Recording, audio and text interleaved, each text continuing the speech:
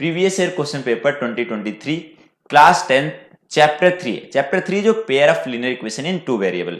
इससे पहले 2 चैप्टर के वीडियो बना दिए गए।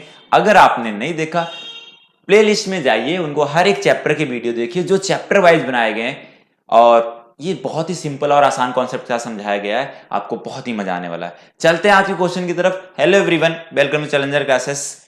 अगर चैनल पे नए हैं तो चैनल को सब्सक्राइब करना ना भूलें। नेक्स्ट जो क्वेश्चन हमारा दिया गया है, if the pair of equations 3x minus y plus 8 equal to 0 and 6x minus r y plus 16 equal to 0 represent the coincident lines, then the value of r. ये बोल रहे हैं कि ये दो लाइन दिए गए कोइंसिडेंट है। कोइंसिडेंट मतलब एक लाइन दूसरे के ऊपर ही जा रहा है, मतलब दोनों लाइन कोइंसिडेंट दिया हुआ, तो इसका मतलब क्या है, दोनों लाइन एक दूसरे के ऊपर है। इसमें जो बन रहा है इन्फिनिटी मेनी सोल्यूशन वाला। चलिए इसके पहले आपको हम इस कॉन्सेप्ट से रूबरू कराते हैं कि इसमें कॉन्सेप्ट कौन सा यूज करने वाले हैं। ठीक है, तो इसमें जो कॉन्सेप्ट यूज होने वाला है, a1x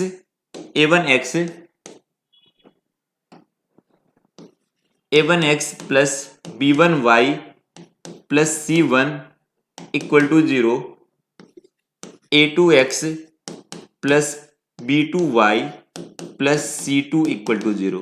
जब पेयर ऑफ लीनियर इक्वेशन दो होते हैं, इनको सॉल्व अलग अलग तरीके से अगर हम कंडीशन से देखें तो इनके 3 तरह से बनते हैं कंडीशन। एक तो बनता है आपका यूनिक सोल्यूशन के लिए, या इंटरसेक्टिंग लाइन होता है। क्या होता है? इंटरसेक्टिंग लाइन होता है। दूसरा क्या होता है? कोइंसिडेंट लाइंस होते हैं या कोइंसाइड लाइन होते हैं।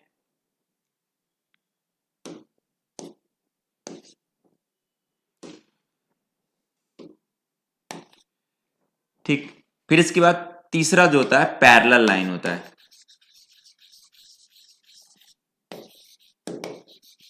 ठीक है, ये 3 तरह के लाइन जो होते हैं, ये एक दो पैरेलल, दो आपका पेयर ऑफ लीनियर इक्वेशन दिया रहेगा, उनसे आपका 3 तरह का ग्राफ बनाया जा सकता है, मतलब इंटरसेक्टिंग ग्राफ हो सकता है। अब वो इंटरसेक्टिंग कब होगा, और ये जो आपका कोइंसिडेंट कब होगा, एक लाइन के ऊपर दूसरा लाइन भी जा रहा है, एक लाइन के ऊपर दूसरा लाइन भी जा रहा है। ऐसे जब पैरेलल होगा तब कैसे होगा, एक से पैरेलल दूसरा जा रहा है ऐसे। तो इनके दोनों के लिए अगर ध्यान से देखो, कंडीशन जो आने वाला है, अगर कहीं पर भी a1 अपॉन में a2 नॉट इक्वल टू हो जाता है b1 अपॉन में b2, जिस इक्वेशन का ये आ जाता है उसको हम बोलते हैं इंटरसेक्टिंग लाइन। कौन सा लाइन बोला जाता है? इंटरसेक्टिंग लाइन बोला जाता है। कौन सा? Intersecting line. ठीक है, और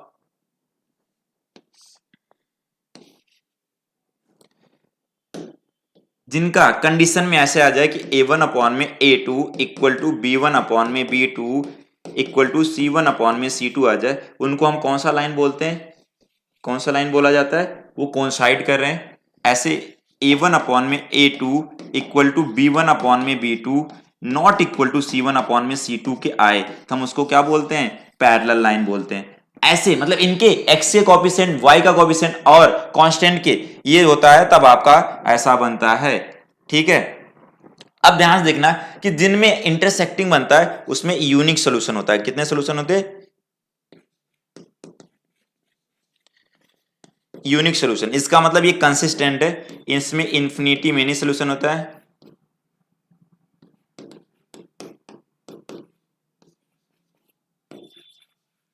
इसमें कौन सा होता है? कितने? नो सॉल्यूशन होते हैं। कितने सॉल्यूशन होते हैं? नो सॉल्यूशन होते हैं। ठीक है, अगर एक हमारे पास पेयर ऑफ लीनियर इक्वेशन दिए गए हैं तो उनसे 3 तरह से आपका इस तरह से सॉल्व करने के हमने सोचते हैं। तो पहला इंटरसेक्टिंग बन सकता है, कोइंसाइड बन सकता है, पैरेलल बन सकता है। इंटरसेक्टिंग बनेगा तो उनका कंडीशन होगा a1 upon a2 not equal to b1 upon में b2, और अगर कोइंसाइड कर रहा है तो इसका मतलब तीनों का इक्वल हो जाएगा, जितने भी कोएफिशिएंट सब इक्वल आ जाएंगे। और पैरेलल लाइन हुआ तो इनमें केवल a1 अपॉन a2 इक्वल होगा b1 अपॉन b2 के, और c1 अपॉन c2 के इक्वल नहीं होगा।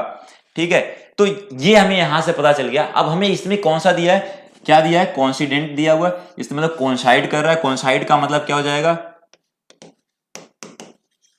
कोइंसाइड का मतलब हो जाएगा वो कैसा है? पैरेलल लाइन से। कैसे है? Sorry, parallel line coincide line है। इसका मतलब इसमें सोल्यूशन कितने बन रहे हैं? इंफिनिटी मेनी सोल्यूशन बन रहे हैं।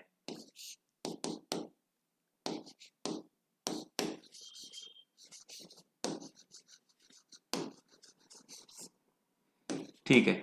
और इसकी कंडीशन क्या होता है, या तो ये लिखा रहेगा या तो ऊपर वाला लिखा रहेगा, इन दोनों में से एक लिखा रहेगा। ठीक है, A1 अपॉन में A2 equal to B1 upon में B2। जैसे ये दोनों लिखे रहेंगे इसका मतलब इसका कंडीशन आपको ये समझ में आ जाना चाहिए, ये कंडीशन लगने वाला है। चलो ये तो हमें समझ में आ गया। अब हम इस पे सॉल्व करते हैं इस क्वेश्चन को फटाफट। क्वेश्चन क्या दिया हुआ, क्वेश्चन को सॉल्व करने का अब हम चालू करते हैं। अभी तक हमने सीखा क्या कि कॉन्सेप्ट कौन सा यूज करने वाले हैं, कि कौन साइड लाइन के लिए कितने सोल्यूशन होते हैं और उसका कंडीशन क्या बनता है। इस कंडीशन के अकॉर्डिंग हम इस क्वेश्चन को सॉल्व करेंगे।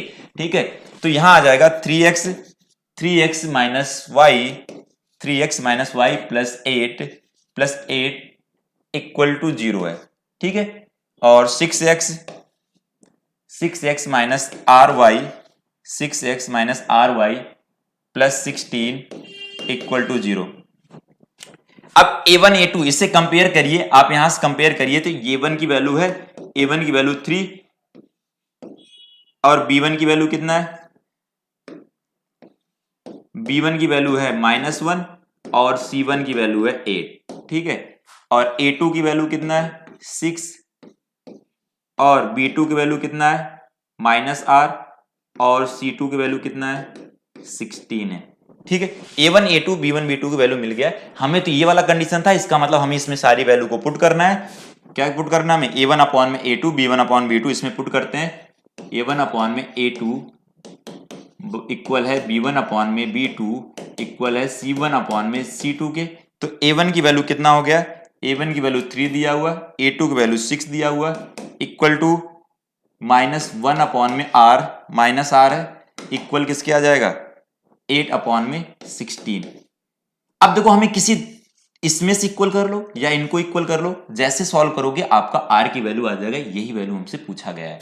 ठीक है, हम इन दोनों को इक्वल करते हैं तो 3 अपॉन में 6 इक्वल हो जाएगा -1 अपॉन में -r, ये माइनस से माइनस कैंसिल हो गया।